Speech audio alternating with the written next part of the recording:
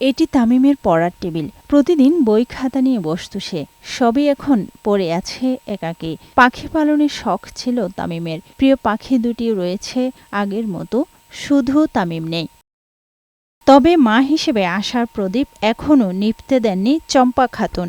দিনরাত অপেক্ষায় থাকেন হঠাৎ ফিরে আসবে তার আদরের তামিম। আমার সন্তান যেখানেই আছে আল্লাহর কাছে বলি যে আল্লাহ পাক তাকে সুস্থ রেখো, সেজন্য সুস্থ থাকে, সুস্থভাবে আমার কাছে ফিরে আসে। আমার ছেলের জন্য সকলের সহযোগিতা চাচ্ছি, দেশবাসীর কাছে, সকল পুলিশ প্রশাসনের কাছে সহযোগিতা চাচ্ছি। রাজবাড়ীর পাংশা উপজেলার সাজুরিয়া গ্রামের মোহাম্মদ নজরুল ইসলামের একমাত্র সন্তান আব্দুল্লাহ ওরফে তামিম গত ২০ মে সকালে স্কুলে যাওয়ার কথা বলে সাইকেল ও স্কুল ব্যাগ নিয়ে বাড়ি ফিরে বের হয় সে। এরপর থেকে আর কোনো খোঁজ মেলেনি। আমরা এর কোনো হদিস আজ পর্যন্ত বের করতে পারি নাই।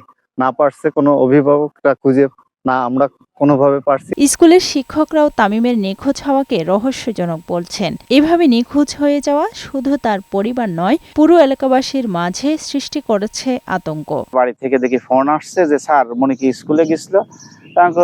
তো আমি তার তো স্কুলে দেখি নাই। এতে আমরা খুবই মর্মাহত। তবে অভিযোগ পাওয়ার পর থেকে তার সন্ধানে কাজ শুরু হয়েছে বলে জানিয়েছে পুলিশ। জিডি করার পর থেকে আমার তৎপরতা শুরু হয়। আমরা বিভিন্ন অ্যাঙ্গেলে বিভিন্ন জায়গা থেকে খোঁজাখুঁজি করি। তো আমি সহ আমার অন্যান্য অফিসার এবং আমাদের ঊর্ধ্বতন কর্তৃপক্ষ এই খোঁজাখুঁজির কাজ অব্যাহত থাকে। ১.৫ মাস কেটে গেলেও তামিমের কোনো খোঁজ নেই। তবু আশায় বুক বেঁধে দিন গুনছেন বাবা মা। একটিই চাওয়া, ছেলে ফিরে আসুক, আবার আলো জ্বলুক তাদের ঘরে। আফরোজা সুলতানা, বৈশাখী সংবাদ।